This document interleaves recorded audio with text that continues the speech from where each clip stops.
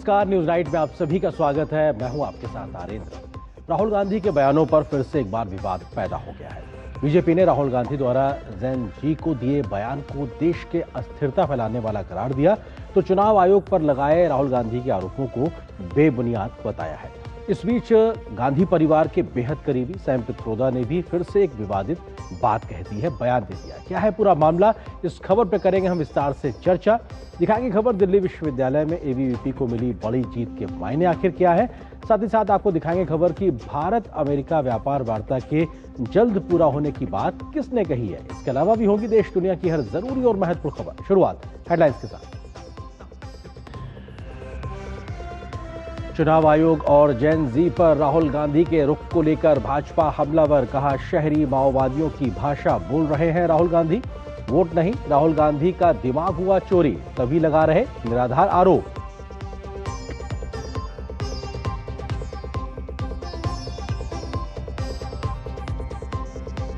फिर सामने आया राहुल गांधी के करीबी सैम पित्रोदा का पाकिस्तान प्रेम, भाजपा का कड़ा हमला। पूछा, पहलगाम हमले के बाद कोई देशभक्त कैसे कह सकता है पाकिस्तान उनके लिए घर जैसा।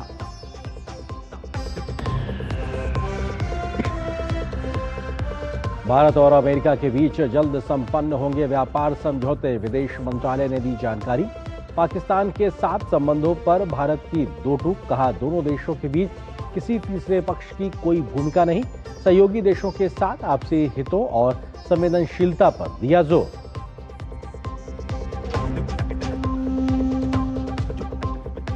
दिल्ली विश्वविद्यालय छात्र संघ चुनाव में एबीवीपी की बड़ी जीत, एनएसयूआई से छीना अध्यक्ष पद, सचिव और संयुक्त सचिव पद पर भी एबीवीपी का कब्जा। एनएसयूआई को मिला सिर्फ उपाध्यक्ष का पद।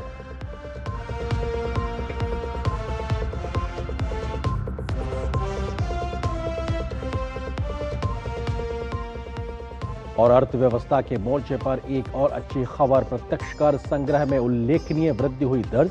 कुल प्रत्यक्ष कर संग्रह 10,82,000 करोड़ रुपए को पार, रिफंड जारी करने में 24% की कमी।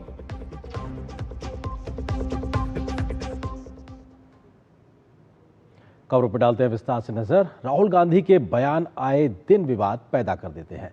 कल उन्होंने चुनाव आयोग पर फिर से आरोप लगाए, तो एक्स पर आज उन्होंने जैन जी को लेकर ऐसा पोस्ट किया जिसके बाद बखेड़ा खड़ा हो गया। बीजेपी सहित एनडीए के नेताओं ने राहुल गांधी पर झूठे आरोप लगाने और देश में अस्थिरता फैलाने का आरोप लगाया है, तो कांग्रेस सहित विपक्षी दलों पर देश विरोधी एजेंडा चलाकर देशवासियों और खासकर युवाओं को भ्रमित करने की बात कही है। चुनाव आयोग पर राहुल गांधी के बयानों को चुनाव आयोग ने ही तथ्यों के साथ कल ही खारिज कर दिया था। सवालों के घेरे में कांग्रेस का जैन जी प्लान, सत्ता के लिए संविधान का अपमान, देश की स्थिरता से आखिर क्यों है परेशान। राहुल गांधी के विवादित बयानों और विवादित पोस्ट लगातार सुर्खियों में बने हुए हैं। गुरुवार को राहुल गांधी ने प्रेस वार्ता करके चुनाव आयोग पर फिर से सवाल खड़े किए, तो सोशल मीडिया प्लेटफॉर्म एक्स पर लिखे शब्दों ने फिर से बखेड़ा खड़ा कर दिया है। राहुल गांधी ने एक्स पर लिखा है कि देश के युवा, देश के स्टूडेंट, देश की जैन जी संविधान को बचाएंगे, लोकतंत्र की रक्षा करेंगे और वोट चोरी को रोकेंगे। मैं उनके साथ खड़ा हूँ। राहुल गांधी की इस पोस्ट के बाद बीजेपी सहित एनडीए नेताओं ने राहुल गांधी पर जमकर हमला बोला और कहा कि राहुल गांधी युवाओं को गलत संदेश देकर देश में अराजकता फैलाना चाहते हैं। Whatever Rahul Gandhi and his left group speaks about and tries to create a narrative in India, same thing is found to be used by the anti-Indian groups. Urban माओइस्टों वाली भाषा वो कर रहे हैं कि जेनजी ने आकर संवैधानिक सरकार को उलट देना चाहिए। इस प्रकार की बात जब कोई करता है तो इससे अलग बात अर्बन माओइस्ट क्या करते हैं? क्या वो इस देश में अराजकता फैलाने की कोशिश कर रहे हैं? क्या वो जिम्मेदारी की बात कर रहे हैं? जो इस तरह की बात करता है वो एक प्रकार से देश के खिलाफत की बात कर रहा है। शायद उनको कुछ आइडिया नहीं है कि वर्ल्ड में चल क्या रहा है। वो लगता है सुबह सुबह आंखें मलते मलते उठते हैं और कुछ भी पोस्ट कर देते हैं, कुछ भी लिख देते हैं। बीजेपी काफी समय से राहुल गांधी पर देश में अराजकता फैलाने का आरोप लगा रही है, तो साथ ही राहुल गांधी द्वारा संवैधानिक संस्थाओं पर सवाल खड़ा करने की रणनीति को भी देश विरोधी सोच का नतीजा करार देती है। गुरुवार को राहुल गांधी ने फिर से चुनाव आयोग पर मतदाता सूची में गड़बड़ी करने का आरोप लगाया था, जिसके बाद बीजेपी ने राहुल गांधी और कांग्रेस पर देश विरोधी एजेंडा चलाने का आरोप लगाया। तेलंगाना में वो विजय हासिल करता है तो उधर ईवीएम ठीक है और उधर इलेक्शन कमीशन ठीक है, वोट चोरी नहीं होता है। महाराष्ट्र में जब वो लोकसभा में ज्यादा सीट हासिल करते हैं तब सब कुछ ठीक है, ईवीएम ठीक है, डेमोक्रेसी ठीक है, कॉन्स्टिट्यूशन ठीक है, लेकिन जब वो विधानसभा में हारते सब कुछ गलत हो जाता है। बिना सबूत के आरोप लगाना, मिस्चीवियस बातें करना और देश के सामने गलत तस्वीर प्रस्तुत करना, यह राहुल गांधी की फितरत हो गई है। जहां तक लोकतंत्र की बात है, कांग्रेस पार्टी के मुंह से अच्छी नहीं लगती है। राहुल गांधी द्वारा गुरुवार को चुनाव आयोग पर लगाए गए आरोपों के बाद चुनाव आयोग ने भी तथ्यों को सामने रखकर सच्चाई सामने रख दी। आयोग ने राहुल गांधी के आरोपों को गलत बताते हुए कर्नाटक सीआईडी जांच में किए गए सहयोग का ब्यौरा भी सामने रखा। इससे पहले भी राहुल गांधी ने बिना सबूत के चुनाव आयोग पर भ्रामक आरोप लगाए थे, जिसके बाद मुख्य चुनाव आयुक्त ने सिलसिलेवार तरीके से आरोपों को खारिज किया और सभी तथ्यों को देश के सामने रखा था। लंबे समय से सत्ता से बाहर चल रहे कांग्रेस सहित विपक्षी दल कई मौकों पर ऐसे आरोप लगा चुके हैं, लेकिन हर बार ऐसे आरोप बिना सबूत के सिर्फ राजनीतिक आरोप साबित हुए हैं और ये आरोप कभी भी देश की अदालतों में भी नहीं टिक पाए हैं। Bureau report, DD news. और खबर एक और विवाद की। गांधी परिवार के सबसे करीबी लोगों में से एक सैम पित्रोदा ने एक बार फिर से विवादित बयान दिया है। पित्रोदा ने पाकिस्तान को अपने घर जैसा बताया, जिसके बाद बीजेपी ने कांग्रेस पर जोरदार हमला बोला। भाजपा ने कहा है कि पाकिस्तान भारत में आतंकी हमला करता है, लेकिन कांग्रेसी नेताओं को पाकिस्तान घर जैसा दिखाई पड़ता है। ऐसा बयान कोई देशद्रोही ही दे सकता है। ये मामला राजनीतिक रूप से गर्मा गया है। राहुल गांधी के करीबी का विवादित बयान। सैम पित्रोदा को घर जैसा लगता है पाकिस्तान। भाजपा ने कहा, कांग्रेस की पहचान भारतीयों का करो अपमान। कांग्रेस नेता राहुल गांधी के जेन जी वाले विवादित बयान पर अभी हंगामा चल ही रहा है कि उनके करीबी और इंडियन ओवरसीज कांग्रेस के प्रमुख सैम पित्रोदा ने एक और विवादित बयान देकर कांग्रेस की मुश्किलें बढ़ा दी हैं। दरअसल एक इंटरव्यू में पित्रोदा ने कहा कि वो पाकिस्तान गए हैं और वहां उन्हें घर जैसा लगा। I've been to Pakistan and I must tell you, I felt at home. I've been to Bangladesh. I've been to Nepal and I feel at home. I don't feel like I'm in foreign country. They look like me, they talk like me, they like my songs, they eat my food. Sam Pitroda के बयान पर कड़ी आपत्ति जताते हुए भारतीय Janata party पूरी तरह से हमलावर हो गई है। भाजपा ने कांग्रेस पर भारत के राष्ट्रीय हितों को कमजोर करने का आरोप लगाया है। भाजपा प्रवक्ता प्रदीप भंडारी ने कहा है कि पहलगाम आतंकवादी हमले के बाद कोई देशभक्त कैसे कह सकता है कि पाकिस्तान उनके लिए घर जैसा है। साथ ही प्रदीप भंडारी ने मुंबई हमले के बाद भी पाकिस्तान को क्लीन चिट देने का मुद्दा उठाते हुए गांधी परिवार पर पाकिस्तान प्रेम में लिप्त होने का आरोप लगाया। वहीं भाजपा प्रवक्ता शहजाद पूनावाला ने कहा है कि भारतीयों का अपमान कांग्रेस पार्टी की पहचान बन चुकी है। आतंकियों के साथ में इश्क ये लड़ाना चाहते हैं, आतंकी पाकिस्तान को अपना घर ये कहते हैं। इससे ये स्पष्ट होता है कि कांग्रेस पार्टी की नीति और नियत देश प्रेम नहीं, आतंकी पाकिस्तान प्रेम है। उन्होंने किस प्रकार से पाकिस्तान को पुलवामा में भी क्लीन चिट दी, पाकिस्तान को 26/11 में भी क्लीन चिट दी, कहा कि पाकिस्तान पर कोई कड़ी कार्रवाई ना करो, और ये कांग्रेस की नीति है। सैम पित्रोदा लंबे समय से गांधी परिवार के एक विश्वसनीय सलाहकार रहे हैं। वह 1980 के दशक में तत्कालीन प्रधानमंत्री राजीव गांधी के करीबी टेक्नोक्रेट रहे। पित्रोदा की ये टिप्पणी भारत की विदेश नीति के मामलों पर विवादास्पद टिप्पणियों की बढ़ती सूची में शामिल हो गई है, जो घरेलू मोर्चे पर कई मुद्दों पर घिरी कांग्रेस की मुश्किलें और बढ़ा रही है। Bureau report, DD news. तो ये पहला मामला नहीं था जब सैम पित्रोदा ने इस प्रकार के विवादित बोल बोले हैं, बयान दिया है। इससे पहले भी कई बार ऐसे मौके रहे हैं जब सैम पित्रोदा ने ऐसे बयान दिए जो राजनीतिक तौर पे एक बड़ा विवाद खड़ा करते नजर आते हैं। कुछ आइए आपको सिलसिलेवार तरीके से बताते हैं कि पहले कब ऐसे मौके आए हैं जब सैम पित्रोदा ने इस प्रकार के बयान दिए हैं। विवादित बोल की अगर बात की जाए तो राम मंदिर निर्माण के समय उन्होंने कहा था राम मंदिर बनाने से रोजगार नहीं मिलेगा। एक तरीके से सनातन की आस्था पर चोट करता हुआ बयान उन्होंने दिया था। मिडिल क्लास को लेकर उन्होंने कहा था मिडिल क्लास को स्वार्थी नहीं बनना चाहिए, ज्यादा टैक्स देने के लिए कमर कस लेनी चाहिए, तैयार रहना चाहिए। मिडिल क्लास को लेकर एक तरीके से उन्होंने और ज्यादा टैक्स लगाने की बात कही थी। सिख दंगों को लेकर उन्होंने बहुत ही विवादित बयान दिया था। उन्होंने कहा था कि 1984 में जो हुआ सो हुआ, यानी अगर हो गया तो हो गया, उससे क्या फर्क पड़ता है। इस प्रकार की भाषा और शब्दों का इस्तेमाल करते हुए उन्होंने सिख दंगों को एक तरीके से बहुत छोटी बात बताने की कोशिश की थी, जबकि इतना बड़ा नरसंहार 1984 में हुआ था। इसी प्रकार से पुलवामा हमले को लेकर उन्होंने कहा कि पाकिस्तान को दोषी ठहराना ठीक नहीं है, यानी क्लीन चिट देते हुए नजर आए थे पाकिस्तान को पुलवामा हमले के बाद में। तो ये अपने आप में स्वयं प्रतिभा के तमाम वो विवादित बयान है। पुलवामा हमले के लिए पाकिस्तान को दोषी ठहराना ठीक नहीं, इस बात का भी उन्होंने एक तरीके से बोला था और कहा था कि साहब एक तरीके से उनको ही आप दोषी ठहराएं, ये उचित नहीं होगा, यानी पाकिस्तान परस्त होते हुए उन्होंने ये बयान दिया था। अमेरिका की तरह भारत में विरासत टैक्स लगाने की वकालत उन्होंने की थी। करीब 50% से ज्यादा जो विरासत टैक्स अमेरिका में लगता है, ऐसा टैक्स भारत में लगना चाहिए। कांग्रेस पार्टी इस पर विचार करेगी और जब सत्ता में आएगी तो इस प्रकार का टैक्स लेकर आएगी, ऐसा बयान उन्होंने दिया था, जो भी अपने आप में बड़ा विवाद पैदा किया था। भारत को चीन का अपना दुश्मन मानना बंद करना चाहिए, चीन को सिर्फ दोस्त मानना चाहिए, इस प्रकार की बात कही थी। और ये बढ़ा चढ़ा के खतरे को बताया जाता है चीन के द्वारा भारत के लिए, ऐसा नहीं है, यानी कि चीन के साथ खड़े नजर आए थे और किसी भी प्रकार की उन्होंने इस प्रकार का कहा था कि चीन से हमें किसी प्रकार के खतरे को महसूस नहीं करना चाहिए। इस प्रकार से अमेरिका का उदाहरण देते हुए उन्होंने भारत में परिवारवाद की वकालत की थी। कहा था साहब वहां पर भी ऐसे बहुत से पॉलिटिकल फैमिलीज हैं जिसकी वजह से आप देख सकते हैं वो लोग सत्ता में रहते हैं। ऐसे में भारत में अगर कुछ राजनीतिक परिवार है, खासतौर से गांधी परिवार की जो परिवारवाद का आरोप लगता है, उसकी वकालत करते नजर आए थे कि साहब ऐसा नहीं है। इसी प्रकार से राहुल गांधी के भी कई मौकों पे बड़ा विवादित बयान रहे, लेकिन इस समय उनका खासतौर से हो जाता है तब जबकि देश को अस्थिरता को लेकर उनके बयानों के आरोप लग रहे हैं, विपक्षी बीजेपी लगा रही है। उनका ताजा बयान है देश का युवा, देश के छात्र जो जेन जी हैं वो किस तरीके से एक तरीके से आगे आए और वो संविधान की रक्षा करेंगे, जो कि उनका एक तरीके से ताजा बयान है। इससे पहले चीन के सैनिकों को भारत के सैनिकों से बेहतर बताया। सुप्रीम कोर्ट ने इस पूरे मामले पर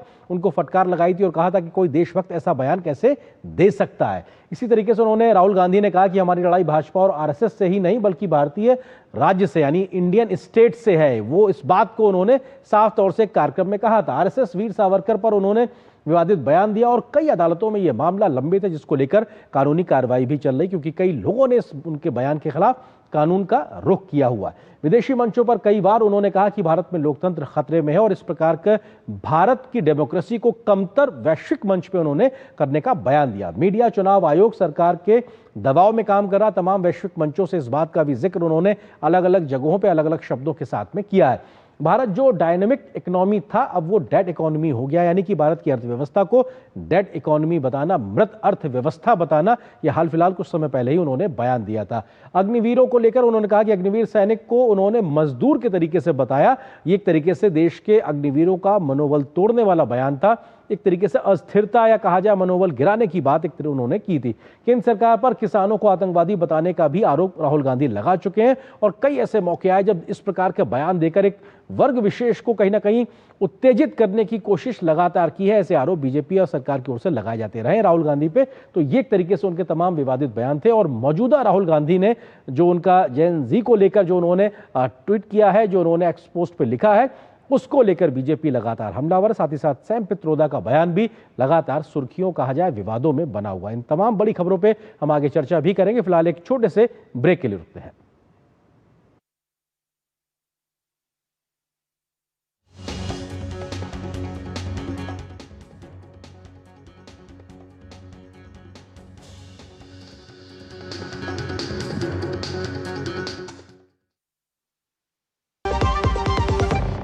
यार, उम्र के साथ मेडिकल बिल्स भी बढ़ रहे हैं। बिल्कुल, इसलिए हेल्थ इंश्योरेंस तो जरूरी है, पर भाई प्रीमियम बहुत कॉस्टली पड़ता है। अब नहीं, सरकार ने हेल्थ इंश्योरेंस को जीएसटी फ्री कर दिया है। वाह, मतलब मेरी अगले प्रीमियम पे 5,000 से ज्यादा की जीएसटी बचत। Enjoy tax free health insurance.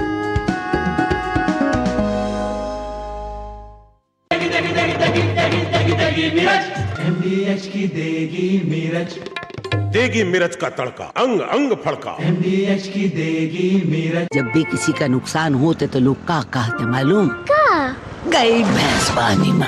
पर हमरे गांव में नहीं, हमरे गांव में कहते हैं अच्छा क्या मोटर इंश्योरेंस लिया, वरना उधार लेना पड़ता गुरु। अच्छा किए हेल्थ इंश्योरेंस लिए, वरना गहने गिरवी रखने पड़ते, फिर बाढ़ आ गई। रमेश बोला अच्छा किए जो फसल का इंश्योरेंस लिए, वरना जमीन बेचनी पड़ती। भैंस तो पानी में जाएगी, पर आपकी जमा पूंजी नहीं। इनके जैसे करोड़ों लोग यही कहते हैं। अच्छा किया इंश्योरेंस लिया। जब धरती चीर कर निकलता है लोहे का पत्थर और मिलता है मोंगिया के जोश से, फिर तपता है, पिघलता है और बनता है फौलाद। अब होता है सरिया सारी खूबियों के साथ। मोंगिया स्टील, मजबूत देश का मजबूत सरिया। दिल्ली का सफर हुआ और भी तेज और भी आसान। आज दिल्ली मेट्रो है 289 स्टेशन और 395 किलोमीटर का व्यापक नेटवर्क। 2014 से 2022 तक 27,138 करोड़ रुपए का योगदान। फेज 4 के लिए 52,000 करोड़ का निवेश। जनकपुरी कृष्णा पार्क का नया सेक्शन। ट्रैवलिंग को कन्वीनियंट बनाने के लिए दिल्ली बोले थैंक यू मोदी जी। भारत का जीएसटी अब और भी आसान। 4 स्लैब घटकर रह गए सिर्फ 2, 18% और 5%। रोजमर्रा का सामान सस्ता, पढ़ाई और हेल्थ पर जीएसटी फ्री, कार बाइक पर हजारों की बचत, मिडिल क्लास की सालाना बचत 40,000 रुपए तक। नेक्स्ट जेन जीएसटी के लिए दिल्ली बोले थैंक यू मोदी जी। पापा ये रही आपकी दवाई। बेटा इतनी महंगी दवाइयाँ, हर महीने घर का बजट बिगड़ जाता है। अब टेंशन मत लीजिए पापा, जहाँ पहले लाइफ सेविंग ड्रग्स पर 12% जीएसटी देना पड़ता था, अब ये जीएसटी फ्री हो गई, जिससे अब हर महीने 10,000 के बिल पर 1200 की बचत होती है। और इंश्योरेंस पे जीएसटी तो फ्री है ही, अब सेहत और बजट दोनों सुरक्षित। अब आया असली स्वाद। अब आया स्वाद। जब स्वाद के पड़े हो लाले तो MDH का चंकी चाट मसाला डालें। MDH का चंकी चाट मसाला। MDH। और ब्रेक के बाद आपका स्वागत है। इस खास कार्यक्रम में लगातार हम बात कर रहे थे ब्रेक पे जाने से पहले किस प्रकार से राहुल गांधी, सैम पित्रोदा के नए बयानों ने राजनीतिक विवाद पैदा कर दिया। इसी पे हम करेंगे चर्चा। इससे जुड़ा है आज का हमारा विशेष संविधान की लड़ाई युवा वोटर पर आई, क्योंकि जेन जी को लेकर लगातार जो राहुल गांधी ने एक्स पर लिखा है उसके बाद बीजेपी एनडीए नेता हमलावर हैं। इस विषय पे बात करने के लिए खास मेहमानों का पैनल मेरे साथ मौजूद है। गोपाल कृष्ण अग्रवाल, प्रवक्ता Bharatiya Janata party, doctor Shivanand Huliyalkar, Congress party के नेता है, इसके अलावा वरिष्ठ पत्रकार रामकृपाल सिंह जी। आप तीनों को बहुत बहुत स्वागत है। गोपाल कृष्ण जी, क्योंकि सवाल ये है कि राहुल गांधी एक एक्स पे पोस्ट करते हैं और वो ऐसा कुछ नहीं लिख रहे हैं जिसकी वजह से कांग्रेस कह रही है कि साहब आप लोग ऐसा उन पे आरोप लगाएं, लेकिन आप कह रहे हैं कि वो देश को अस्थिर करना चाहते हैं, ऐसा क्यों? देखिए, सबसे बड़ी बात है कि ग्राउंड रियलिटी क्या है हमारे देश में। हमारे देश की अर्थव्यवस्था विश्व की सबसे तेज गति से बढ़ती हुई अर्थव्यवस्था है। हमारे देश पे युवाओं के लिए प्रधानमंत्री मोदी जी ने कई तरह की स्कीम्स चलाई हुई हैं। देश की मैन्युफैक्चरिंग, MSME को तेज गति प्रदान करने के लिए कई योजनाएं, तो और जन कल्याणकारी योजनाओं के माध्यम से प्रधानमंत्री गरीब सब वर्गों को आगे बढ़ा रहे हैं।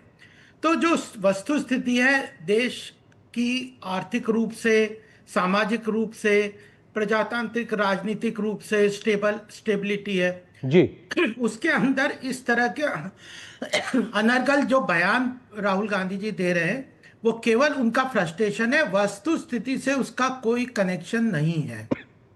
और दूसरी बात यह है कि उनका जो पूरा इकोसिस्टम है ना जी, चाहे वो सैम पित्रोदा हो, चाहे जयराम रमेश हो, या पवन खेरा हो, वो या सुप्रिया श्रीनेट हो, ये जो पूरा इकोसिस्टम उस तरह की नैरेटिव खड़े करने की कोशिश कर रहे हैं भारत के लिए, जो कि हमारे लिए राष्ट्रीय हित की चीजें नहीं है। वैश्विक स्तर पे भी भारत को कहते हैं डेड इकोनॉमी है, यहाँ पे प्रजातंत्र खत्म हो गया है। पाकिस्तान में मुझे ज्यादा मित्रता दिखाई दे रही है, सैम पित्रोदा कह रहे हैं। मैं सैम पित्रोदा वाले बयान पे अलग से आपसे सवाल पूछूंगा। शिवानंद जी, सवाल ये है कि राहुल गांधी जब इस प्रकार का पोस्ट करते हैं जिसमें वो जेन जी को एक तरीके से एड्रेस करते दिखाई पड़ते हैं, और हम हाल फिलहाल का घटनाक्रम देख रहे हैं कि हमारे देश के आसपास की स्थितियों को लेकर क्या हालात हैं, क्या वो एक प्रोवोक करना चाहते हैं, क्या वो प्रेरित करना चाहते हैं, वो क्या कहना चाहते हैं? इस मैसेज के माध्यम से बीजेपी लगातार कह रही साहब आप एक अस्थिरता का माहौल पैदा करने की लगातार कोशिश कर रहे हैं। शिवानंद जी। गुड इवनिंग सर, आपको और पूरा पैनलिस्ट को नमस्कार। देखिए, आदरणीय हमारे नेता एलओपी राहुल गांधी जी ने जो बात रखे है युवा युवती को बारे में, जो मैसेज जा रहे हैं वोट चोर गद्दी चोर, हमने जो बिहार से यात्रा शुरू किया, ये पूरा पैन इंडिया हम चुनाव का हम करने जा रहे हैं। दूसरी बात, कभी भी आदरणीय देश के कभी भी राहुल गांधी जी ने संविधान का अपमान किया ने ना करेंगे। तोड़ मरोड़ के श्याम पित्रोदा की बात रखे हुए, श्याम पित्रोदा भी ऐसा कुछ नहीं बोला। उन्होंने ये बोला है नेपाल, बांग्लादेश, श्रीलंका, पाकिस्तान। शिवानंद जी, मैं श्याम पित्रोदा वाले सवाल पे अलग से आपके पास आता हूँ। फिलहाल जो राहुल गांधी ने जैन जी को लेके जो लिखा है, पोस्ट किया है, मैं उस सवाल तक सीमित हूँ फिलहाल। वो जब जैन जी की बात करते हैं, अभी हमने नेपाल में देखा, उससे पहले हमने बांग्लादेश में भी देखा, क्यों, क्या वो एक तरीके से प्रेरित करने की कोशिश कर रहे हैं कि साहब आप आइए और एक प्रकार का ऐसा माहौल बनाइए, ये आप पे आरोप लग रहा है। मैं उस स्पेसिफिक सवाल तक आप तक हूं फिलहाल। देखिए आदरणीय राहुल गांधी जी ने जिस तरह से लिखा है कि देखिए युवा युवतियों में बेरोजगार चरम पर है, महंगाई चरम पर है, उस बारे में उनको चिंता है, इसलिए रात दिन वही कोशिश कर रहे।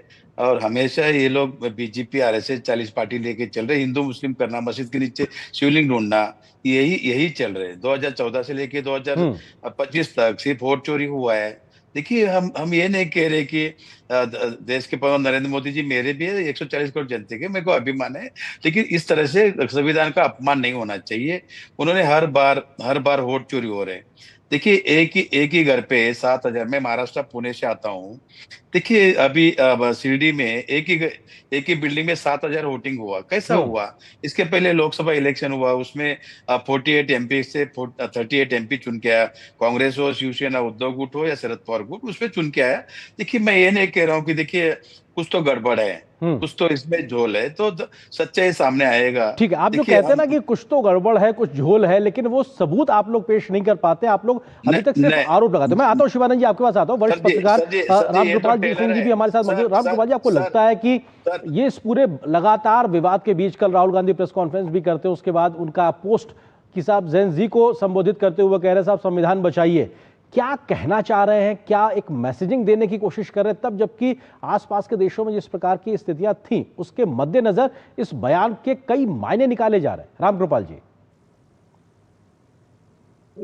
देखिए आर्यन जी, मायने कोई कुछ भी निकाले, लेकिन जिस दुर्गति को कांग्रेस आज की हालत में पहुंच गई है, मैं हमेशा कहता रहा कांग्रेस कभी विशेष थी, फिर शेष हुई, अब उसके आगे मैं क्या कहूं। अगर कांग्रेस का नेतृत्व इस बात को नजरअंदाज कर जाएगा कि वो जनता जो है, वो जनता जो वोट उसको देते थे, आज वो जनमत उनके अगेंस्ट है, इस बात को वो जितनी जल्दी समझ लें और इसी सच्चाई को वो बार बार इस सच्चाई से भागना चाहते हैं, और नतीजा यही है कि वो फिर कुछ न कुछ वोट चोरी से हो गया है। अब आप देखिए, अभी कांग्रेस के प्रवक्ता जो कह रहे थे कि हमने वोट चोर, गद्दी छोड़, इस तरह की बातें, अब आप देखिए ना, 11 साल में से जितने भी चुनाव हो रहे हैं, आप पहले क्या नारा लेके आते हैं, आपने राफेल चौकीदार चोर है, फिर इस बार वोट चोर, गद्दी चोर जी। अगर कांग्रेस का ही इतिहास राहुल गांधी देख लेते, इंदिरा गांधी जी 77 में इमरजेंसी के बाद उत्तर प्रदेश में 0 हो गई थी, लेकिन उन्होंने रियलाइज किया कि हाँ, हमसे गलती हुई थी। और जनता के बीच आप कोई विकल्प लेकर के जाइए, निगेटिव नैरेटिव से कभी कोई चुनाव नहीं जीता जाता। इंदिरा गांधी से सबक लेना चाहिए इन लोगों को। इंदिरा गांधी को कांग्रेस पार्टी ने निकाल दिया था, पार्टी से बाहर उन्होंने वो तब कांग्रेस संगठन और कांग्रेस इंदिरा बनी जी, लेकिन इंदिरा गांधी ने ये नहीं कहा कि हमको गलत किया फलाना, उन्होंने एक नैरेटिव गढ़ा, गरीबी हटाओ, प्री पर्स की समाप्ति, बैंकों का राष्ट्रीयकरण जी। आज बीजेपी की सरकार या मोदी की सरकार ने चाहे 11 साल में जो भी किया है, जनता उनके साथ है।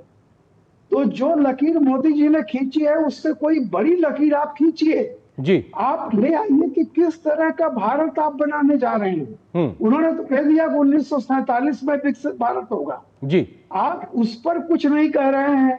कभी आप कहते हैं चौकीदार चोर है, इस बार आपका आ गया ये। हकीकत ये है कि लंबे समय से 11 साल तो हो गए, 4 साल और हो जाएंगे जी, 15 साल का ये सत्ता का वनवास ये कांग्रेस को बिल्कुल मतभ्रम कर चुका है। बिल्कुल, एक तरीके से वो एक हताशा को लेकर बीजेपी लगातार आरोप भी लगा रही है। शिवानंद जी, शिवानंद जी, सवाल ये है कि सैम पित्रोदा का बयान भी आता है, वो भी एक तरीके से पाकिस्तान परस्ती दिखाते हैं, और ये पहला मौका नहीं। अभी हमने कई तमाम पुराने विवाद भी दिखाए हैं जहां पर एक ऐसी मैसेजिंग है जहां पे देश विरोधी एजेंडे के साथ खड़े सैम पित्रोदा नजर आते हैं, और वो व्यक्ति हैं जो गांधी परिवार के बहुत करीबी है, राहुल गांधी के मेंटोर हैं। तो इस दोनों चीजों को अलग कैसे देखा जाएगा? ये तो माना जाएगा कि साहब हाँ, आपसे जुड़े हुए व्यक्ति ने इतना बड़ा बयान दिया है। शिवानंद जी, देखिए, अभी जो सर ने बताया या बीजेपी प्रवक्ता ने जो बताया, ये तोड़ मरोड़ के श्याम पित्रोदा सरकार दिखा रहे हैं। ऐसा कभी नहीं है। श्याम पित्रोदा इंडियन है, भारतीय है, और हमेशा गर्व से मैं कहता हूँ। दूसरी बात, देखो, वोट चोरी तो नरेंद्र मोदी जी का कोई विकास नहीं, कुछ नहीं। 10 लाख का सूट डालना है, बिना बताया पाकिस्तान जाके बिरयानी खाने के लिए गए, इटली गए, अमेरिका गए, अमेरिका में रिश्ता खराब कर दिया, बांग्लादेश से रिश्ता खराब कर दिया, नेपाल से रिलेशन खराब कर दिया। क्या कर रहे हैं? तुर्की से भी रिश्ता खराब कर दिया। चाइना अभी 26 माता भगिनी को सिंदूर उजाड़े, सिंदूर के नाम पे राजनीति कर रहे हो। सऊदी अरेबिया से आदरणीय देश के प्रधान नरेंद्र मोदी जी आए, मेरे को लगा सर्वदलीय बैठक बैठेंगे, जम्मू कश्मीर जाएंगे, गौर गरीब दलित पिछड़ों के मिलेंगे, उनके ऊपर जो जात पूछ के जो हत्या हुआ है उधर जाके जानकारी, कभी भी नरेंद्र मोदी जी गए नहीं। दूसरी बात, मैं ये कहना चाहता हूँ कि देश के प्रधानमंत्री नरेंद्र मोदी जी, अमित शाह जी 2014 से लेकर 2025 तक वोट चोरी हो रहे हैं। अभी पूरी तरह से हम 116 मेंबर ऑफ पार्लियामेंट उधर वोट चोरी हुआ है, 116 एमपी कैंसिल हो जाएगा। हमारे पास पूरा सबूत, ये तो ट्रेलर है, पिक्चर अभी बाकी है। सर, आप जो अभी ट्रेलर दिखा चुके हो, उस ट्रेलर में भी सबूत नहीं देते। समस्या ये आ जाती है। गोपाल कृष्ण वो ये कह रहे हैं कि पिक्चर अभी बाकी है, मतलब हाइड्रोजन बम अभी फटना बाकी है, उसकी लैबोरेटरी में तैयारी हो रही है। गोपाल कृष्ण, लेकिन वो अभी जो दे रहे हैं, कह रहे हैं वो ट्रेलर से ही आप लोग एक तरीके से असहज हो गए। गोपाल जी, सर, देश के प्रधानमंत्री नरेंद्र मोदी जी सीट हारे हुए बनारस के, देखिए ना, वोट चोरी करके। शिवानंद जी, आपके आरोप का जवाब ले रहा हूँ, एक बार गोपाल जी को बोले। शिवानंद जी, आपके ही आरोप का जवाब ले रहा हूँ। शिवानंद जी, आपने आरोप लगाया, उसी का जवाब ले रहा हूँ। हाँ, गोपाल जी बोलिए। देखिए, सबसे पहली बात यह है कि सैम पित्रोदा केवल बाहर ये बात कह रहे होते तो वो बात अलग है, वह भी बड़ी दुर्भाग्यपूर्ण है। लेकिन उसको कवर देने के लिए राहुल गांधी जी भी यहाँ भारत में जिस तरह की बयानबाजी कर रहे हैं, और आज भी जितने भी प्रवक्ता या कांग्रेस की तरफ से जो कोई ने भी ये नहीं कहा कि हम सैम पित्रोदा के बयानों को हम वाकिफ नहीं है और हम उसके खिलाफ अपनी पोजीशन क्लियर करते हैं। क्या हम ये पूछना चाहते हैं, क्या पाकिस्तान जिसके साथ हमारा ऑपरेशन सिंदूर अभी चल रहा है, लड़ाई चल रही है और अभी खत्म नहीं हुआ, क्या उसके साथ दोस्ती का हाथ बढ़ाना चाहती है कांग्रेस? क्या उसके साथ गलबैया करके आगे बात करना चाहती है? तो बात यह है कि उसको कह रहे हैं अगर सैम पित्रोदा कि मैं वहां पे जाके ज्यादा परिवार के तरह अपना I feel like a home, और हमें पाकिस्तान के साथ दोस्ती करनी चाहिए, हमारी सेना का जो शौर्य है उसको अंडरमाइन कर दे, हमारे देश के जो लोगों का निशंस आतंकवादियों ने जो हत्या कर दी, क्या हम उसको बुला दें और उसके साथ दोस्ती कर लें? तो यह क्यों कहते हैं, क्या कारण है? इसका स्पष्ट एक ही रीजन दिखता है कि जो वैश्विक स्तर पे आप लोग उनके साथ अलाइन हो चुके हैं, आप पूरी तरह अपोजिशन के लोग कांग्रेस के, जो भारत के को मजबूत राष्ट्र के रूप में खड़ा होता हुआ नहीं देखना चाहते। ठीक है रामकृपाल जी, सवाल यह है कि सैम पित्रोदा का ये मौजूदा बयान भी उन तमाम बयानों की फहरिस्त में खड़ा दिखाई पड़ता है जो देश के राष्ट्रीय हितों के एजेंडे के साथ खड़ा हुआ नहीं है। आप मौजूदा वक्त में, मौजूदा राजनीतिक परिप्रेक्ष्य में इसको कैसे देखते हैं रामकृपाल जी? निश्चित तौर पर आपने आर्यन जी इतने बयान दिखा चुके हैं तो उसी से आप समझ जाइए। लेकिन मैं एक बात कहता हूं कि कम से कम मौजूदा कंटेक्स्ट, सैम पित्रोदा ने कहा पाकिस्तान बिल्कुल घर जैसा लगता है। देखिए, कब कौन सी बात कहनी चाहिए। हमारे तमाम हिंदुस्तानी भाई अमेरिका में बस गए हैं, ग्रीन कार्ड होल्डर हैं, घर ले लिया है। लेकिन जब ट्रंप ने इस तरह का किया तो उन्होंने विरोध किया। वो राष्ट्रवाद उनका वहां भी नहीं छूटता है। तो कम से कम सैम पित्रोदा को ये तो जानना चाहिए, ये उनको पता है कि आज हमारे अभी 26 अप्रैल में 22 अप्रैल को 26 लोगों का हुआ है, और जिस तरह से पाकिस्तान ने उसके बाद बर्ताव किया है, कम से कम आपका बड़ा प्रेम छलक रहा था तो भी ऐसे मौके पर जी कम से कम राष्ट्रवाद, ये बहुत बड़े जो ये कांग्रेस पार्टी आजकल लेफ्ट बनने चली है, जो 1947 की कम्युनिस्ट पार्टी होती थी वो इनको बनने का है। तो मैं केवल एक बात कहता हूं कि सबसे बड़े एक बहुत बड़े विचारक ने कहा था जी कि किसी भी आइडियोलॉजी के लिए राष्ट्रीय की चाशनी में भिगोना बहुत जरूरी होता है। And ideology must be nationalised. उन्हें कोई ऐसा बयान नहीं देना चाहिए जिससे भारत के जख्मों पर नमक छिड़क रहा। बिल्कुल, देश सबसे पहले है और हम सबसे आगे है, इसमें कहीं किसी को दो राय नहीं होनी चाहिए। कोई व्यक्ति या पार्टी देश से ऊपर नहीं हो सकता। फिलहाल वक्त इतनी अनुमति दे रहा। आप तीनों मेहमानों का शुक्रिया हमारे साथ जुड़ने के लिए, इस खबर पर विस्तार से बात करने के लिए शुक्रिया।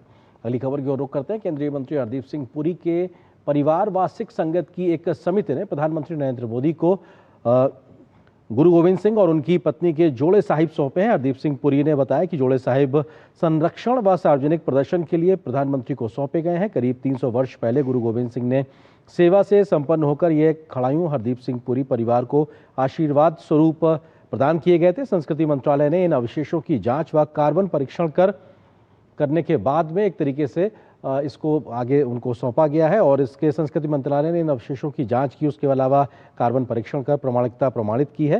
हरदीप सिंह पुरी ने कहा कि प्रधानमंत्री मोदी ने सदैव सिख गुरु साहिबानों को शिक्षाओं और सिख संगत के प्रति गहरी श्रद्धा और स्नेह प्रकट किया है। इसलिए समिति को विश्वास है कि प्रधानमंत्री इन धरोहरों को सुरक्षित कर सिख संगत को इनके दर्शन का अवसर देंगे। प्रधानमंत्री नरेंद्र मोदी ने सोशल मीडिया एक्स पर अपने अनुभव को साझा करते हुए लिखा है कि मुझे सिख प्रतिनिधिमंडल के प्रतिष्ठित और विद्वान सदस्यों से मिलकर अत्यंत प्रसन्नता हुई है। उन्होंने श्री गुरु गोविंद सिंह जी और माता साहिब कौर जी के अति पावन और अनमोल जोड़े साहिब के सुरक्षित संरक्षण और गरिमापूर्ण प्रदर्शन संबंधी अपनी आशंकाएं साझा की। जोड़े साहिब जैसे पूज्य एवं आध्यात्मिक दृष्टि से महत्वपूर्ण अवशेष जितने सिख इतिहास की गौरवशाली धरोहर है, उतने ही हमारे राष्ट्र की सांस्कृतिक विरासत का अभिन्न हिस्सा भी है।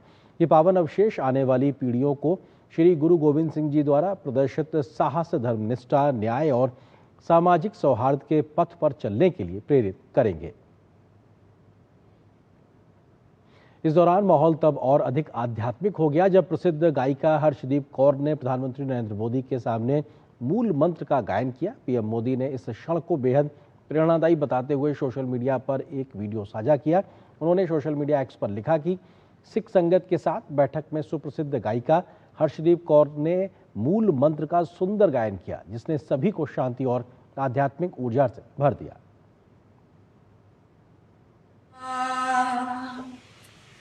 करता पुरख निर्भव निर्वैर अकाल मूरत अजूनी सैभं गुरु प्रसाद जप आद सच जुगाद सच है ही सच नानक होसी भी सच सोचे सोच न हो गई जे सोची लखवा चुप चुप न हो गई जे लाई रहा अवतार भुखिया भुख ना उतरी जीवना पुरिया पारे सहस्याण पालक होए काइक न चलना शिव सचियारा होए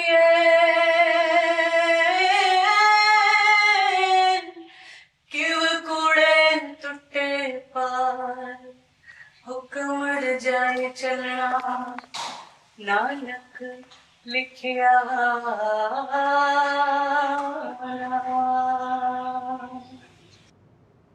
और यहाँ पर एक छोटे से ब्रेक के लिए रुकते हैं। ब्रेक के बाद जब वापस आएंगे तो खबर दिखाएंगे कि भारत की पाकिस्तान को क्या है दोस्तों। इस खबर पर विस्तार से नजर छोटे से ब्रेक के बाद।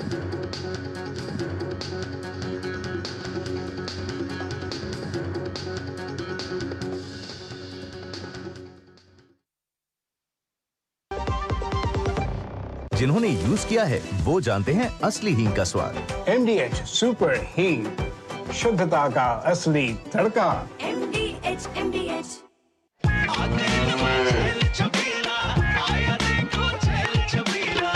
एक कपिला, अरे भाई सब एक ही जैसा होता है। ये लो साधारण पशु आहार।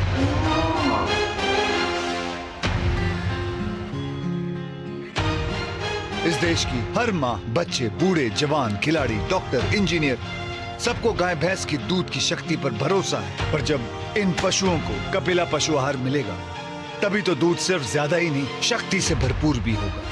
और ये सच जानते हुए चंद पैसों के लिए तुम देश का भरोसा तोड़ दो। कपिला पशु आहार, देश का नंबर 1 पशु आहार। मोदी जी के नेतृत्व में आयुष्मान भारत के तहत 10 लाख का स्वास्थ्य कवच, दिल्ली में 1100 से ज्यादा आयुष्मान आरोग्य मंदिर का आधार, जन औषधि केंद्र पर 2000 से ज्यादा दवाइयां 90% तक सस्ती, वय वंदना योजना से 70 साल से ज्यादा की उम्र के सीनियर्स को 10 लाख रुपए तक का इलाज, 2 लाख से ज्यादा दिल्ली वासी बने लाभार्थी। हर स्वास्थ्य सुविधा के लिए दिल्ली बोले थैंक यू मोदी जी। अब सालाना 12 लाख रुपए तक आय पर tax zero, 5 crore 65 lakh tax payer को सीधा लाभ। कम टैक्स का मतलब ज्यादा बचत, ज्यादा खपत, मिडिल क्लास हुआ और मजबूत। नागरिक देवो भव, ये हमारा मंत्र है। 12 लाख रुपए तक की इनकम पर टैक्स को जीरो किया गया है। इनकम टैक्स फ्री करने के लिए दिल्ली बोले थैंक यू मोदी जी। गोल्डी छोले मसाले, जहाँ जाएं रिश्ते बनाएं। गोल्डी लाए हैं फ्रेश लॉक टेक्नोलॉजी, जो रखे मसालों को हर समय फ्रेश। जब भी किसी का नुकसान होते तो लोग का कहते मालूम? का गई भैंस पानी में। पर हमरे गांव में नहीं। हमरे गांव में कहते हैं अच्छा क्या मोटर इंश्योरेंस लिया, वरना उधार लेना पड़ता गुरु। अच्छा किए हेल्थ इंश्योरेंस लिए, वरना गहने गिरवी रखने पड़ते, फिर बाढ़ आ गई। रमेश बोला अच्छा किए जो फसल का इंश्योरेंस लिए, वरना जमीन बेचनी पड़ती। भैंस तो पानी में जाएगी, पर आपकी जमा पूंजी नहीं। इनके जैसे करोड़ों लोग यही कहते हैं अच्छा किया इंश्योरेंस लिया। मेरी पसंद, मेरी पसंद, मेरी पसंद, मेरी पसंद, हमारी पसंद, हम सबकी पसंद। मजबूत देश का मजबूत सरिया हो गया स्टील। दादी के हाथों का जादू और खुशबू से महकता घर। MDH गरम मसाला, असली मसालों से भरा हूँ मैं, क्योंकि हर रिश्ता है स्वाद से जुड़ा। विदेश मंत्रालय ने कहा है कि भारत अमेरिका के बीच व्यापार वार्ता जल्द पूरी होने की संभावना है। मंत्रालय के प्रवक्ता रणधीर जायसवाल ने सऊदी अरब, पाकिस्तान, नेपाल समेत ईरान जैसे देशों के साथ पूछे गए सवालों पर भारत का रुख स्पष्ट किया है। विदेश मंत्रालय के प्रवक्ता ने कहा कि भारत के लिए उसके राष्ट्रीय हित सर्वोपरि है, तो भारत अपने मित्र देशों से हमारे मुद्दों पर संवेदनशील होने की अपेक्षा रखता है। भारत और अमेरिका के बीच जल्द ही व्यापार समझौते संपन्न होने जा रहे हैं। विदेश मंत्रालय के प्रवक्ता रणधीर जायसवाल ने कहा कि अमेरिका के सहायक व्यापार प्रतिनिधि के नेतृत्व में अमेरिकी व्यापार प्रतिनिधि की एक टीम वार्ता के लिए भारत पहुंची है। साथ ही व्यापार समझौते को लेकर इसी महीने की 16 तारीख को वाणिज्य मंत्रालय में बैठकें हुई हैं। सकारात्मक रूप से हो रही चर्चाओं के बाद दोनों देशों के लिए लाभकारी व्यापार समझौते को जल्द संपन्न करने पर सहमति बनी है।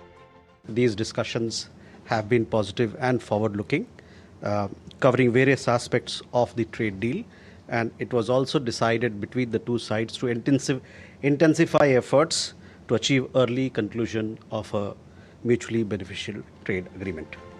हाल ही में सऊदी अरब और पाकिस्तान के बीच हुए समझौते पर विदेश मंत्रालय ने कहा कि भारत और सऊदी अरब के बीच व्यापक रणनीतिक साझेदारी है, जो पिछले कुछ वर्षों में काफी गहरी हुई है। भारत को उम्मीद है कि दोनों देशों की साझेदारी में आपसी हितों और संवेदनशीलताओं को ध्यान में रखा जाएगा।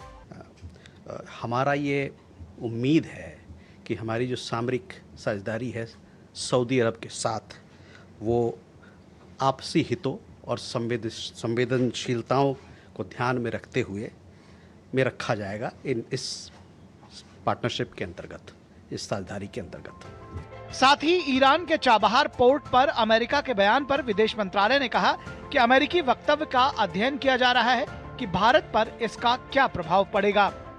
चाबहार पे जो अमेरिकी वक्तव्य आया है, जिसमें कि उन्होंने जो पुराने वेवर दिए थे उसको उन्होंने रिवोक किया है। हम लोग इसको अभी इसकी स्टडी कर रहे हैं, इसको एग्जामिन कर रहे हैं कि किस प्रकार से हमारे ऊपर इसका प्रभाव पड़ेगा, भारत के ऊपर कैसे प्रभाव पड़ेगा। वहीं नेपाल को लेकर विदेश मंत्रालय के प्रवक्ता रणधीर जायसवाल ने कहा कि भारत नेपाल में शांति एवं स्थिरता बहाल करने के उनके प्रयासों का समर्थन करता है। India is ready to continue working closely to further strengthen special ties between the two countries and full support to Nepal.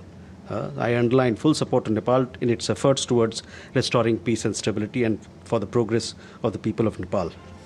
वहीं पाकिस्तान के साथ संबंधों को लेकर भारत ने एक बार फिर स्पष्ट किया है कि भारत और पाकिस्तान के बीच किसी तीसरे पक्ष की कोई भूमिका नहीं है और न ही भविष्य में कभी होगी। जहाँ तक थर्ड पार्टी की बात है, इसके बारे में हम लोगों ने बड़ा स्पष्ट रूप से पहले भी कहा है और आज भी कहेंगे कि जो द्विपक्षीय मुद्दे हैं भारत और पाकिस्तान के बीच में, इसमें थर्ड पार्टी का कोई रोल नहीं है। तो उसको फिर से मैं एक बार रेखांकित करना चाहता हूँ और स्पष्ट कर देना चाहता हूँ। वहीं जैश-ए-मोहम्मद और लश्कर-ए-तैयबा के हालिया वीडियो को लेकर भी विदेश मंत्रालय ने पाकिस्तान को आड़े हाथों लिया। मंत्रालय के प्रवक्ता रणधीर जायसवाल ने कहा कि पूरा विश्व आतंकवादियों, पाकिस्तानी सरकार और पाकिस्तानी सेना के बीच गठजोड़ के बारे में जानता है। नई दिल्ली से अखिलेश सुमन की रिपोर्ट, डीडी न्यूज। और यहाँ पर एक छोटे से ब्रेक के लिए रुकते हैं। ब्रेक के उस पार वापस आएंगे तो खबर दिखाएंगे कि एबीवीपी के साथ दिल्ली के जैन जी, क्या है खबर, विस्तार से नजर छोटे से ब्रेक के बाद।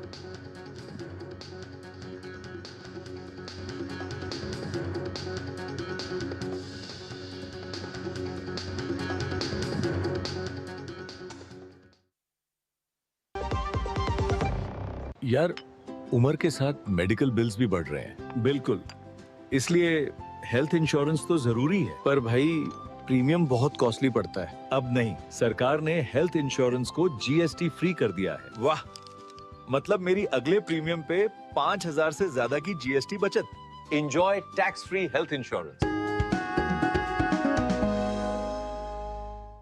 सस्ते वाले दाल मसाले स्वाद हुआ बेकार। MDH की हल्दी मिर्ची धनिया करे कमाल। ये रंग दे, ये खुशबू दे, ये तीखा, ये कम पड़े। क्या निराला MDH मसाला।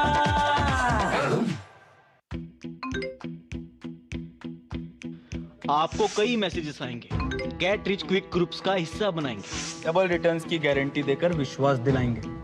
ये नकली है या असली, भारत फर्क पहचाने।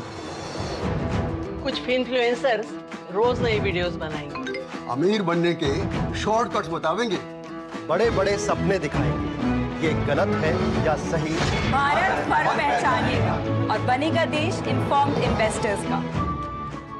An investor awareness initiative by SEBI. Goldie छोले मसाले, जहाँ जाएं रिश्ते बनाएं। गोल्डी लाए हैं फ्रेश लॉक टेक्नोलॉजी, जो रखे मसालों को हर समय फ्रेश। LIC युवा प्रोफेशनल्स के लिए लाए हैं नव जीवन श्री। करें नियमित प्रीमियम का भुगतान, जीवन बीमा का आनंद लें, प्राप्त करें प्रीमियम के प्रतिशत पर गारंटीकृत एडिशंस। अपने वित्तीय लक्ष्यों के अनुरूप मैच्योरिटी पर गारंटीकृत धनराशि पाएं। मौजूदा पॉलिसी धारकों के लिए आकर्षक अतिरिक्त लाभ आज ही खरीदें। 10,000 के फ्री वाउचर्स के लिए क्लिक कर। फंस गए मैडम, फंस गए। तुम कौन? फ्री कूपन देने वाला स्कैमर। यहाँ आपने अपने सुंदर हाथों से लिंक पर टैप किया और वहाँ मैंने आपका पूरा मोबाइल हैक किया। Hack? Password hack, photos morph, OTP चोरी, AI यूज करके वो वाली साइट्स पे अपलोडिंग। ये सब? किसी और ने पॉपअप दबा दिया। मैं चला। मैडम जी, स्कैमर बता के नहीं आता, पर अननोन लिंक पे क्लिक करने से आपको साइबर बुलिंग और सेक्सटॉर्शन का शिकार बना जाता है। साइबर क्राइम से बचना है तो रुको, सोचो, फिर एक्शन लो। दादी के हाथों का जादू और खुशबू से महकता घर। MDH गरम मसाला, असली मसालों से भरा हूँ मैं। क्योंकि हर रिश्ता है स्वाद से जुड़ा। पापा, ये रही आपकी दवाई।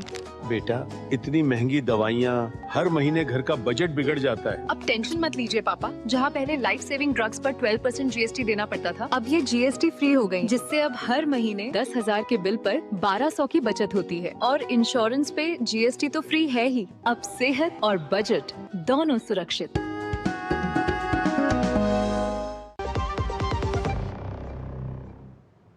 खबर दिल्ली से। दिल्ली यूनिवर्सिटी छात्र संघ चुनाव यानी डूसू में ABVP ने बड़ी जीत हासिल की है।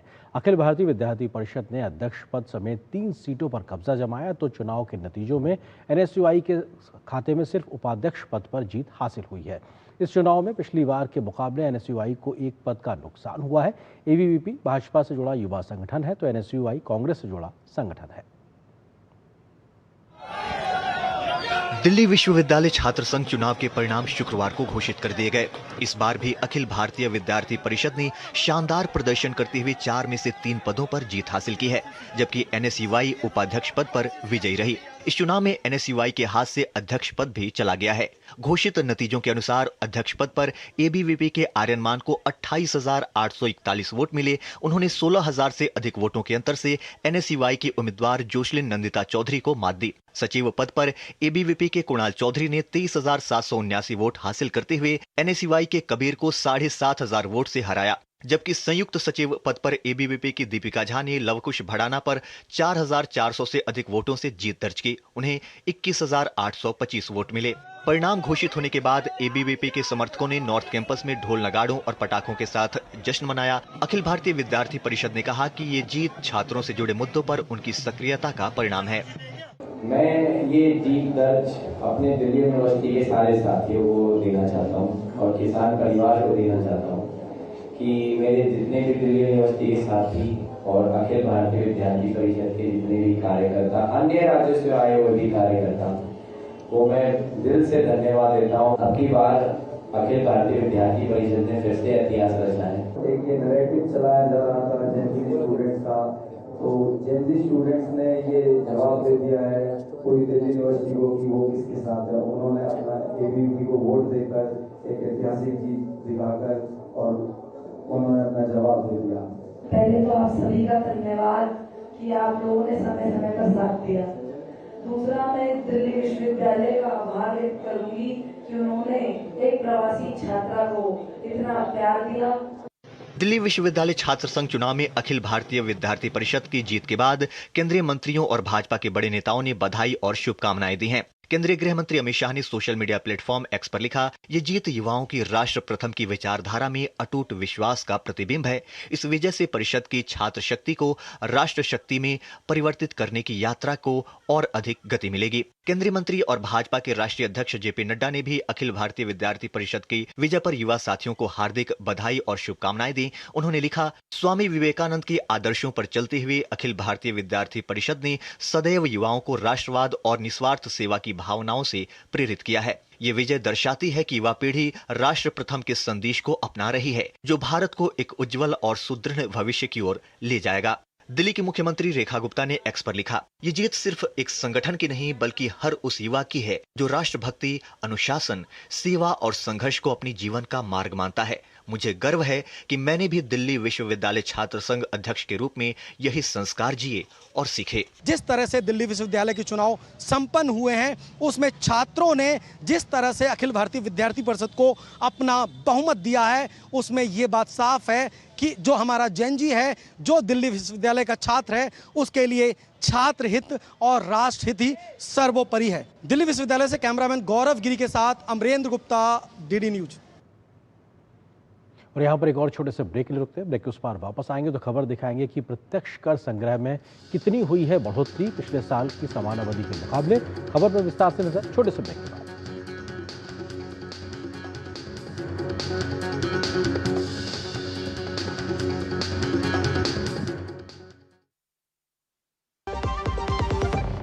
अब आया असली स्वाद। अब आया स्वाद। जब स्वाद के पड़े हो लाले तो MDH का चंकी चाट मसाला डालें। MDH का चंकी चाट मसाला।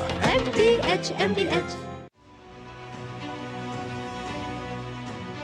दिल्ली में कारोबार करना अब आसान। हमने पॉलिसी स्टेबिलिटी पर जोर दिया है, कोऑर्डिनेशन पर जोर दिया है, ईज ऑफ डूइंग बिजनेस पर जोर दिया है। पुलिस लाइसेंस का झंझट खत्म। 65 ग्रीन इंडस्ट्रीज की मंजूरी सिर्फ 20 दिन में।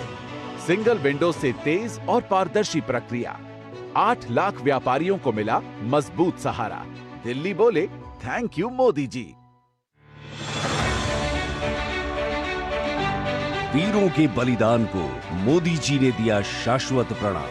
176 करोड़ रुपए का राष्ट्रीय युद्ध स्मारक, 25,942 शहीदों के नाम अमर, 306 करोड़ रुपए का प्रधानमंत्री संग्रहालय, हर पीएम की सेवा यात्रा, डॉक्टर अंबेडकर स्मारक, समानता और न्याय का प्रतीक। गौरव के इन प्रतीकों के लिए दिल्ली बोले thank you Modi ji. Platform number 2 से चलने वाली सुपरफास्ट एक्सप्रेस के यात्रियों आई एम हियर। तुम्हें नहीं, इसे मोबाइल चार्ज करना। दिमाग चार्ज कर अपना। ऐसे पब्लिक पोर्ट से फोन चार्ज किया तो पर्सनल डेटा होगा पब्लिक। देखा? पापा रुको, मैं पे करता हूँ। No signal. अब क्या करोगे? फ्री वाईफाई है ना? बुद्धू सुधर जा। पेमेंट्स के लिए नो ओपन वाईफाई। यानी फ्रॉड को करो बाय बाय। RBI कहता है करो सही शुरुआत, बनो फाइनेंशियली स्मार्ट। पता है कल जो है मेरे घर पर NSO के अधिकारी आए थे। मैंने तो उन्हें सारी सही जानकारी दे दी। हाँ, मेरे घर पे भी आए थे। अच्छा? तो मैंने भी उनको सारी जानकारी दी। ये NSO क्या है और क्या जानकारी दी आप लोगों ने उन्हें? अरे NSO यानी नेशनल स्टैटिस्टिक्स ऑफिस, जो इस समय पूरे देश में हाउस होल्ड हेल्थ एक्सपेंडिचर सर्वे कर रहा है, जिसके अंतर्गत पूछा जा रहा है कि पिछले 1 साल में किस तरीके की बीमारियां हुई हैं, कितना खर्चा आया है और बीमा का फायदा हुआ या नहीं। और अगर किसी घर में महिला माँ बनी है, कोई टीकाकरण की गई जाँचें और डिलीवरी किसके द्वारा हुई, कहाँ हुई, और सबसे जरूरी बात, माँ और बच्चा सुरक्षित है या नहीं। और ऐसी स्वास्थ्य संबंधी जानकारियां इकट्ठी की जाती हैं और हमसे साझा की गई जानकारी के द्वारा सरकार ये तय करती है कि आने वाले समय में स्वास्थ्य संबंधी नीतियां कैसी हों, सुविधाएं बेहतर कैसे बने। और सबसे महत्वपूर्ण बात, ये सारी जानकारी 100% गोपनीय रखी जाती है। हमने तो अपनी जिम्मेदारियां निभा दी, अब बारी है आपकी। मेरी पसंद, मेरी पसंद, मेरी पसंद, मेरी पसंद, हमारी पसंद, हम सबकी पसंद। मजबूत देश का मजबूत सरिया हो गया स्टील। मोदी सरकार ने जीएसटी की दरों में बहुत बड़ी कमी का ऐलान किया था, जो 22 सितंबर से लागू होने जा रही है। खेती में काम आने वाले उपकरणों पर भी जीएसटी घटकर सिर्फ 5% रह गया है, जिसका फायदा सीधे किसानों को मिलने वाला है। कृषि मंत्री ने उपकरण बनाने वाली कंपनियों के प्रतिनिधियों से मुलाकात करके जीएसटी घटने का फायदा सीधे किसानों को देने की बात कही है। तो पीएम मोदी ने भी नेक्स्ट जेन जीएसटी दरों का आम लोगों के लिए फायदेमंद बताया है। इस बीच डायरेक्ट टैक्स कलेक्शन में भी पिछले साल की समान अवधि में 9% से ज्यादा बढ़ोतरी दर्ज की गई है। आप देखिए इस खबर को, मुझे और मेरी पूरी टीम को दीजिए अनुमति। नमस्कार। देश भर में किसान छोटे और सीमांत हों या फिर बड़े काश्तकार, मोदी सरकार उनकी आमदनी और उत्पादन को बढ़ाने, लागत कम करने के लिए लगातार कई बड़े फैसले ले रही है। केंद्र सरकार ने ग्रामीण विकास की नई दिशा में ट्रैक्टर सहित इससे जुड़े सभी उपकरणों पर जीएसटी दरों को कम किया है। इसका लाभ सीधा किसान को मिलेगा। हमारा संकल्प है किसान की आमदनी बढ़ाना। उत्पादन बढ़ाने के लिए भी मशीनें जरूरी है। ट्रैक्टर हो, हार्वेस्टर हो, थ्रेसर हो, पावर टिलर हो, छोटी मशीनें हो, ये जरूरी है। 1800 सीसी तक के ट्रैक्टर्स पर जीएसटी 28% से घटाकर 5% कर दी गई है। टायर, ट्यूब, हाइड्रोलिक पंप और कल पुर्जे पर जीएसटी 18% से घटाकर 5% की गई है। स्प्रिंकलर, ड्रिप सिंचाई और कटाई मशीनरी पर जीएसटी 12% से घटाकर 5% कर किसानों को बड़ी राहत दी गई है। इससे किसानों की खरीद लागत कम होगी और सुविधा ज्यादा होगी। 15 HP से अधिक शक्ति के डीजल इंजन और थ्रेशर पर जीएसटी 12% से घटाकर 5% की गई है और सौर ऊर्जा से सिंचाई सस्ती हुई है। सौर ऊर्जा आधारित उपकरणों पर भी जीएसटी 12% से घटकर 5% की गई है। इससे सिंचाई लागत में कमी आएगी और किसानों को सीधी मदद मिलेगी। ये जो सरकार है वो पूरी तरह किसान हितैषी है और हम भी चाहते हैं कि किसान इसका पूरा फायदा ले। जब जीएसटी कम हो गया तो हर एक एग्रीकल्चर इम्प्लीमेंट्स की कीमत कट जाएगी और उसका सीधा फायदा किसानों को मिलेगा। सराहनीय कदम है सरकार का कि जो जीएसटी कम किया है, दरें कम की हैं।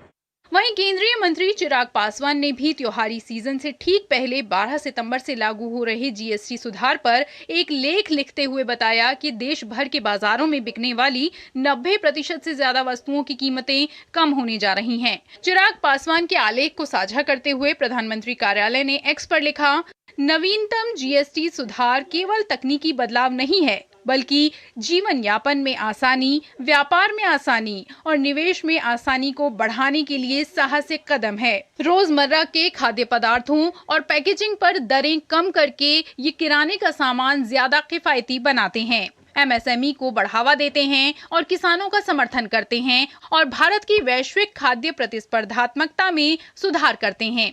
वहीं सुधारों के लागू होने से पहले अर्थव्यवस्था के मोर्चे से एक और अच्छी खबर आ रही है। केंद्रीय प्रत्यक्ष कर बोर्ड सीबीडीटी ने बताया है कि इस वित्त वर्ष अब तक प्रत्यक्ष कर संग्रह में उल्लेखनीय वृद्धि दर्ज की गई है। 1 अप्रैल से 17 सितंबर तक कुल net direct tax collection 10,82,000 crore रुपए से अधिक रहा, जो पिछले वर्ष की समान अवधि की तुलना में 9.18% अधिक है। विशेषज्ञों के अनुसार इस वृद्धि का मुख्य कारण कॉरपोरेट से अग्रिम कर यानी एडवांस टैक्स की बेहतर वसूली और रिफंड जारी करने की धीमी रफ्तार रही है। इस दौरान रिफंड जारी करने में 24% की कमी आई है, जो घटकर 1,61,000 करोड़ रुपए पर आ गया है। कॉरपोरेट एडवांस टैक्स संग्रह में 6.11% की बढ़ोतरी हुई है और ये 3,52,000 करोड़ रुपए से अधिक हो गया है। वहीं नॉन कॉरपोरेट एडवांस टैक्स संग्रह में 7.3% की गिरावट दर्ज की गई है, जो घटकर 96,784 करोड़ रुपए रह गया है। इस अवधि में कॉरपोरेट टैक्स का शुद्ध संग्रह 4,72,000 करोड़ रुपए से अधिक रहा, जो पिछले वर्ष की समान अवधि के 4,50,000 करोड़ रुपए से अधिक है। विश्लेषकों का कहना है कि कर संग्रह में ये सकारात्मक रुझान अर्थव्यवस्था में सुधार और कर प्रशासन की बेहतर कार्यप्रणाली को दर्शाता है। अनुज यादव के साथ ब्यूरो रिपोर्ट, डीडी न्यूज।